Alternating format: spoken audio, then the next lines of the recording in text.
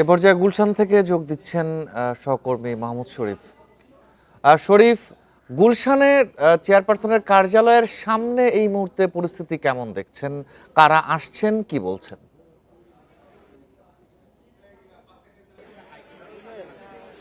দেখুন, এই মুহূর্তে চেয়ারপারসনের কার্যালয়ের ভেতরে বেগম খালেদা জিয়ার মৃত্যুতে যে শোক বই খোলা হয়েছে সেখানে নানা স্মৃতি লিখে যাচ্ছেন বিভিন্ন কূটনীতিকরা। এর মধ্যে যুক্তরাষ্ট্র, যুক্তরাজ্য, চীন, জাপান, জার্মান, ভারত, পাকিস্তান সহ বিভিন্ন দেশের কূটনীতিকরা এর মধ্যে এসেছেন।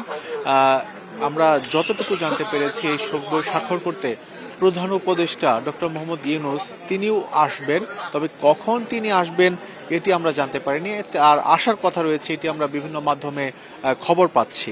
এই মুহূর্তে কার্যালয়ের সামনে কিন্তু নেতাকর্মীদের যে ভিড় সেটিও আছে, কারণ বেগম খালেদা জিয়ার মৃত্যুর পরই আমরা দেখতে পাচ্ছি যে বিএনপির কেন্দ্রীয় কার্যালয়, এভার কেয়ার হাসপাতাল সামনে কিন্তু ভিড় সেটি অব্যাহত আছে। কারণ তাদের যে নেত্রী এমন একটি সময়ে তার মৃত্যু হলো, এটি আসলে অপ্রত্যাশিত বলছেন বিএনপি নেতাকর্মীরা। বলছেন দেশের যে রাজনৈতিক সংকট, দেশের যে ক্রান্তি লগ্ন, এই সময়ে বেগম জিয়ার নেতৃত্ব খুবই দরকার ছিল বিএনপির জন্য এবং বাংলাদেশের রাজনীতির জন্য। কারণ এখানে ত্রয়োদশ সংসদ নির্বাচনে বেগম জিয়াকেও 3টি আসন থেকে মনোনয়ন দেওয়া হয়েছিল নির্বাচন করার জন্য বিএনপির পক্ষ থেকে।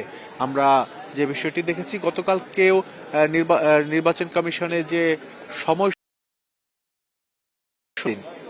বেগম জিয়ার নামে 3টি আসনে মনোনয়ন জমা দেওয়া হয়েছিল, যদিও প্রতিটি আসনে বেগম জিয়া অসুস্থ বিদায় বিকল্প করে একজনকে দেওয়া হয়েছিল। কিন্তু অবশেষে বিএনপি চেয়ারপারসন বেগম খালেদা জিয়ার হাসপাতাল থেকে ফিরলেন না, ফেরার দেশে চলে গেলেন, যে কারণে ওই আসনগুলিতে এখন অন্য নেতাদেরকে ধানের শীষের প্রতীকে নির্বাচন করতে মনোনয়ন দেয়া বা অনুমোদন দেয়া হবে। আমরা আজকে যে বিষয়টি দেখেছি, স্থায়ী কমিটির বৈঠক রহমান এই বৈঠকে সভাপতিত্ব করেছেন।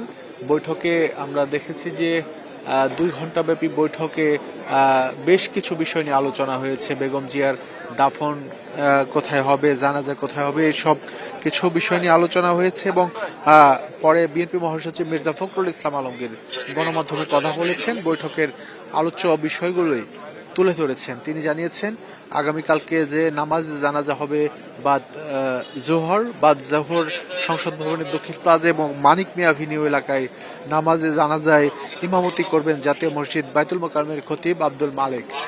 সেই জানাজায় লাখো মানুষের ঢল নামবে, এটি তিনি বলেছেন। এই জানাজায় যারা অংশ নিতে আসবেন তাদেরকে শৃঙ্খলা বজায় রাখার জন্য আহ্বান জানানো হয়েছে।